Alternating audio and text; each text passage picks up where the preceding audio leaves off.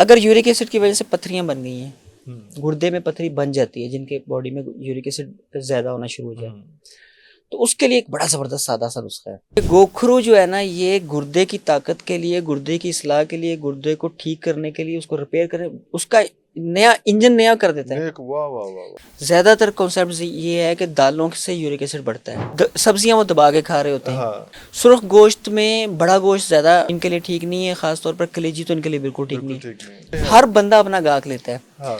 आप देखिए, कोई तबीब जो होगा ना, वो मरीज ठीक करता है। मरीज ठीक करता है।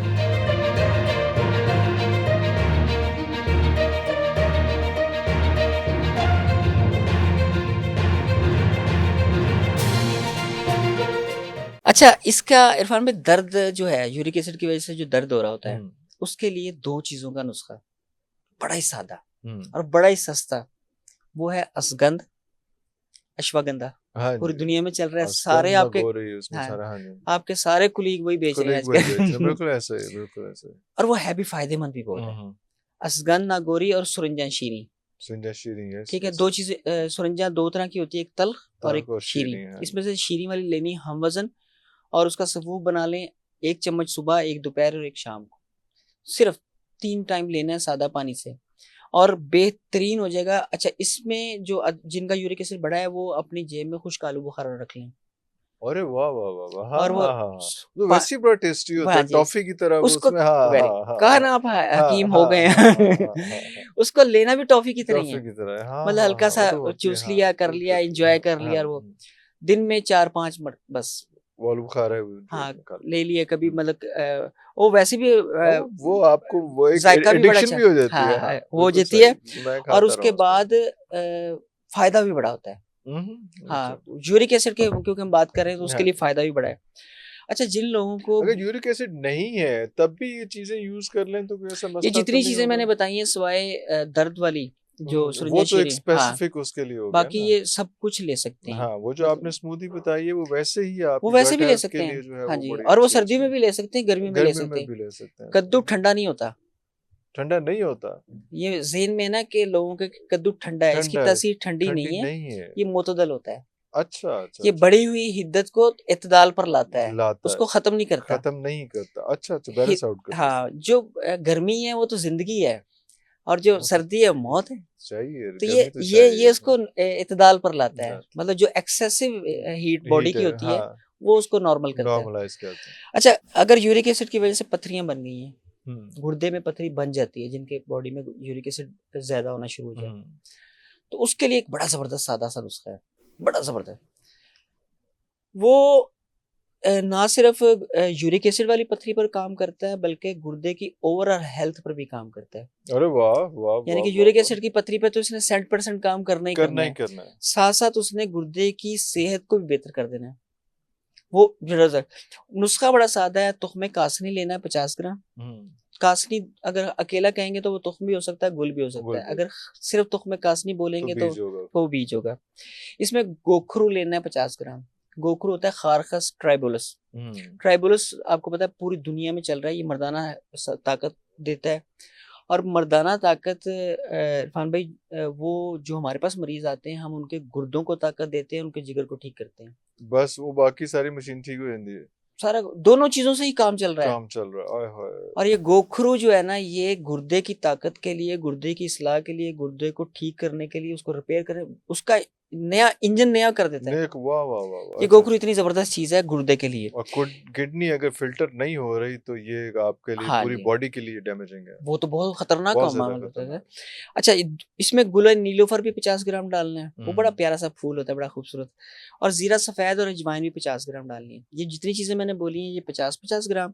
और इसमें कलमी शोरा और जौ खार डालना है, सिर्फ 15-15 ग्राम। 15-15 ग्राम बिल्कुल ठीक कलमी होगा। शोरा जो, इसका सफूफ बना लेना है।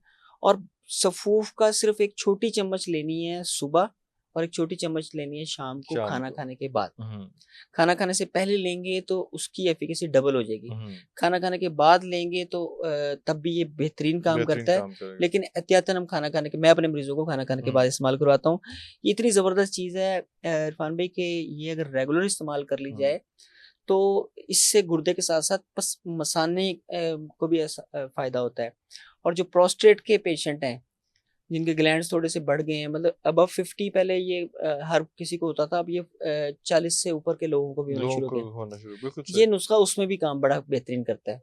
ओके, हम शुरू हुए यूरिक एसिड से, लेकिन वो ये सारा कुछ एक दूसरे से इतना इंटरमिंगल्ड है सारा। हाँ जी, जो यूरिक एसिड के पेशेंट है ना, उनसे गुजारिश है, आप तो कहते हैं ना आपके नाज़रीन आपकी गुजारिश नहीं मानते ना, कितने मेरे 2-3 पॉडकास्ट लगे हैं आपके पेज पर, तो मेरे पास तो पेशेंट ही सारा आपका आ रहा है। अरे अल्लाह अकबर, मतलब वो तो आप, और वो कह रहे हैं कि जी हम मानते क्यों नहीं मानते। अच्छा, शिकायत आ गई, मेरी शिकायत आ गई। तो ऑस्ट्रेलिया से खातून हैं, उनका नाम नहीं मैं लूंगा, लेकिन वो अगर वो ये देख रही हैं तो आप आज ही मेरी उनसे बात हुई है, उन्होंने वो आपके फैन है पुरानी। तो उन्होंने मुझसे बात की, उन्होंने कहा जी जो आपने चीजें बताई हैं उसमें ये इस तरह से, अगर इस तरह से कर लें, मैं कहा जी ये हम पर छोड़े ना कि हम क्या करना है, करें इसमें ना करें। तो वो मैंने उन्होंने नाम लिया, मैंने विदाउट फीस कंसल्टेशन दी उनको।